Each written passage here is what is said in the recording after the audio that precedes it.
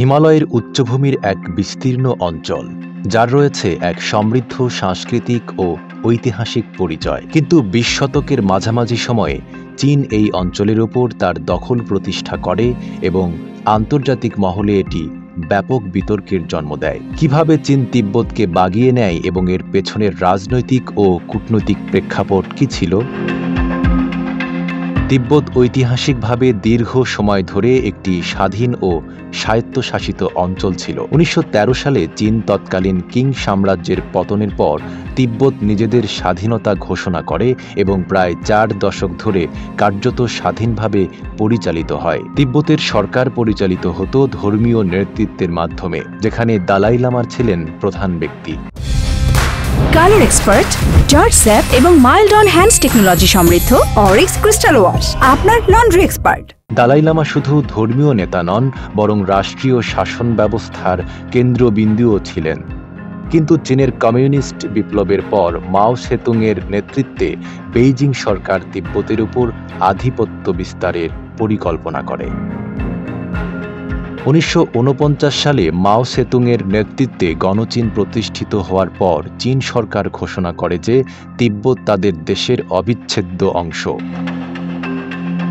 ১৯৫০ সালের অক্টোবরে চীন তাদের পিপলস লিবারেশন আর্মি পাঠিয়ে তিব্বতে সামরিক অভিযান পরিচালনা করে, যা চামদো যুদ্ধ নামে পরিচিত।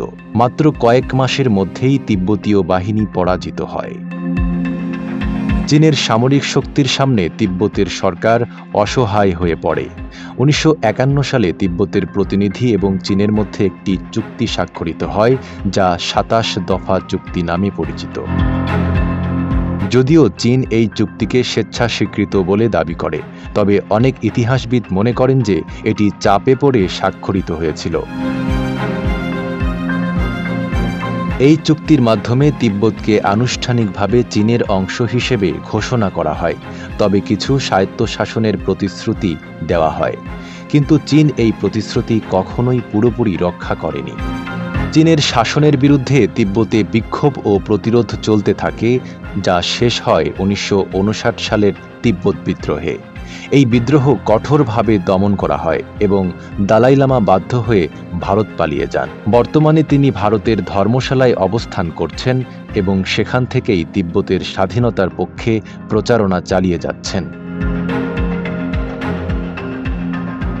চীন ১৯৫৯ সালের পর থেকে তিব্বতে কঠোর সামরিক শাসন জারি করে এবং বিপুল সংখ্যক চীনা নাগরিককে এই অঞ্চলে স্থানান্তরিত করে। এটি ছিল চীনের হানাইজেশন নীতি, যার মাধ্যমে তিব্বতের ঐতিহ্য ও সংস্কৃতি ধীরে ধীরে চীনা সংস্কৃতির সাথে একীভূত করার চেষ্টা করা হয়।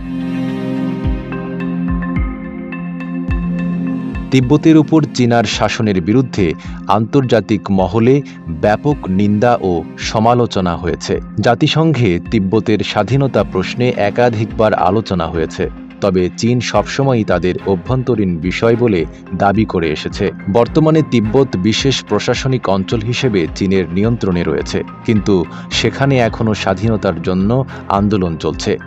তিব্বতীয় জনগণের ধর্মীয় স্বাধীনতা, মানবাধিকার এবং সাংস্কৃতিক অস্তিত্ব রক্ষার জন্য আন্তর্জাতিক মহলে এখনও আলোচনা অব্যাহত রয়েছে। চীন যেভাবে তিব্বত বাগিয়ে নেয় তা একদিকে সামরিক শক্তির প্রদর্শন এবং অন্যদিকে কূটনৈতিক চালের উদাহরণ। যদিও চীন আজও তিব্বতকে তাদের অবিচ্ছেদ্য অংশ হিসেবে দাবি করে, তিব্বতের সাংস্কৃতিক ও রাজনৈতিক স্বাধীনতার জন্য লড়াই অব্যাহত রয়েছে। ভবিষ্যতে এই সংঘাত কিভাবে সমাধান হবে তা আন্তর্জাতিক কূটনীতির একটি গুরুত্বপূর্ণ প্রশ্ন হয়ে রয়েছে। নাইম আরাবী, ঢাকা পোস্ট।